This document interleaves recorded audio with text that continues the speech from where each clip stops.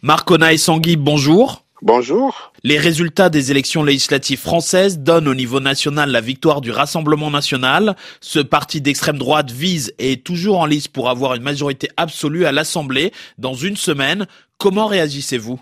Les Français ont exprimé leur volonté de voir la France changer. C'est l'expression du peuple et c'est une expression souveraine. Je pense qu'on doit respecter cette expression. Si le Rassemblement national est aujourd'hui en tête des suffrages, cela voudrait tout simplement dire que les Français estiment que le Rassemblement national doit diriger la France. Et est-ce qu'il y a des craintes d'une victoire du Rassemblement national pour les Africains ? Écoutez, je pense qu'il y a beaucoup de fantasmes sur cette histoire pour les Africains. La France appartient aux Français. Ce sont les Français qui s'expriment. Maintenant, imaginons que Bardella soit Premier ministre. Entre le discours politique et la réalité du pouvoir, je pense qu'il y a une différence à faire. Moi, Africain, je ne pense pas que nous soyons inquiets. Si on est inquiet en Afrique, est-ce que cela voudrait dire que les Français aussi devraient être inquiets quand ils sont ici ? Oui, mais il y a quand même eu malgré tout beaucoup de commentaires sur l'élection française sur le continent africain. Le programme du Rassemblement national vise à restreindre la migration dans le pays. Au vu des résultats d'hier et l'arrivée probable au pouvoir de l'extrême droite, il n'y a pas des risques quand même pour les Africains ou pour les Afro-descendants qui vivent en France ? Alors, si vous suivez les campagnes électorales dans les différents pays en Afrique, le discours qui est porté sur l'immigration est un discours qu'on retrouve dans tous les peuples. C'est le populisme. Alors, face à ce populisme, quelle est la réalité ? Les hommes politiques qui discourent ne sont pas toujours ceux qui mettent leur discours en pratique.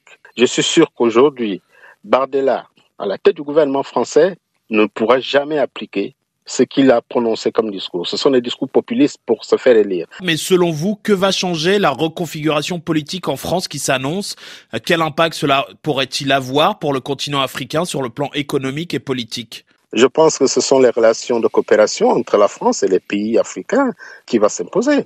Je suis gabonais. Ce qui m'intéresse, c'est la relation entre la France et le Gabon. Chaque pays définit la politique de coopération avec tous les partenaires internationaux. C'est valable pour la France, c'est valable pour la Chine, pour la Russie, pour les États-Unis. Je ne pense pas que nous soyons esclaves d'une certaine vision entre la France et l'Afrique. Non, chaque pays va définir sa politique. Avec la perte probable de sa majorité, une cohabitation, est-ce selon vous la fin de la politique africaine d'Emmanuel Macron ? Emmanuel Macron promettait d'ailleurs la rupture avec ses prédécesseurs. A-t-il selon vous réussi son pari ? C'est le même discours que Hollande avait tenu, le même discours que Chirac avait tenu, mais on a vu exactement ce qui s'est passé. Je pense qu'il faudrait tout simplement que la vision de la France sur beaucoup de pays africains, il faudrait changer de vision.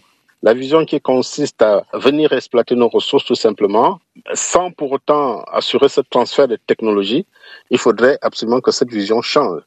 Il faudrait aussi que les Africains sachent que 60 ans plus tard, si nous ne sommes pas capables de mettre les moyens, de créer des structures, des multinationales pour exploiter nous-mêmes nos ressources et les mettre à la disposition de ceux qui en ont besoin, nous serons toujours dans cette situation. Vous avez des espoirs de changement des relations entre la France et les pays africains ? Tout dépend du rapport de force que les Africains vont mettre sur la balance. Pas dans le populisme, mais dans les faits. Les Africains doivent prendre leurs responsabilités pour se débarrasser des facteurs de sous-développement. C'est ce débat qu'on doit avoir, pas le débat de bouc émissaire ou d'accusation de tel ou tel qui voudrait appauvrir l'Afrique. Et ce qui est contradictoire dans le discours de certains Africains, c'est de penser que voilà, on va chasser la France, on va chasser le colon, et puis on va se jeter dans les bras de la Russie, de la Chine et autres. Mais on ne peut pas être aussi incohérent. Si nous voulons nous débarrasser de tout ce qui, pour beaucoup, est à l'origine de notre sous-développement, il faut tenir un discours qui engage les Africains pour se développer. Parce que nous avons tout. Nous avons la ressource naturelle, nous avons la ressource humaine, nous avons tout. Marc Tanguy, merci. Merci, c'est moi qui vous remercie.